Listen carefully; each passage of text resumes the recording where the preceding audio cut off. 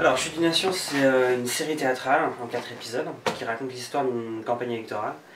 Et on suit le parcours d'un député qui s'appelle Jean Rampal depuis le moment où l'idée de sa possible candidature germe jusqu'au soir du deuxième tour.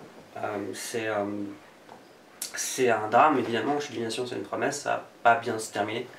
Et l'idée, c'est surtout d'explorer comment et quels mécanismes se mettre en œuvre pour qu'on en arrive à une situation qui est la plus dramatique de l'histoire de France du siècle écoulé.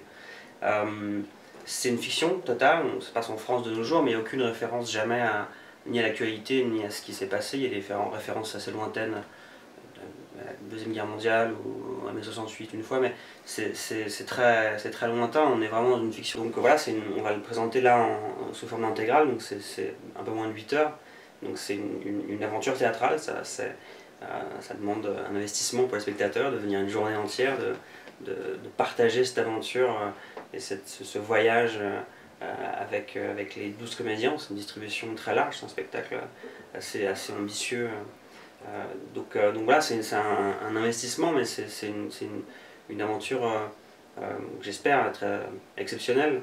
C'est un spectacle qui est rare, qui est hors norme, qui est différent de tout ce que j'ai fait moi dans ma vie, mais aussi j'ai rarement vu des choses comme ça. C'est pour ça que j'avais eu envie de le faire aussi, parce que cette forme-là est quasiment jamais été faite auparavant. Il y a eu des choses qui ont été copiées depuis, mais c'est quand même assez rare et c'est une aventure exceptionnelle. Et puis sur le fond, c'est une vraie réflexion sur ce qu'est la démocratie, sur les gens qui la font, pourquoi ils la font.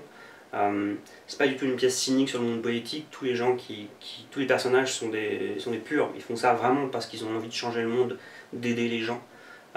Après, c'est une quête du pouvoir, donc c'est une guerre, et parfois c'est violent, et parfois c'est difficile, et parfois il faut renoncer à certaines choses, et parfois il faut un peu mentir, et tous les personnages sont confrontés régulièrement à des choix où il faut faire des compromissions. Et ils essaient de garder en tête l'objectif final, l'ambition ultime qui est le pouvoir.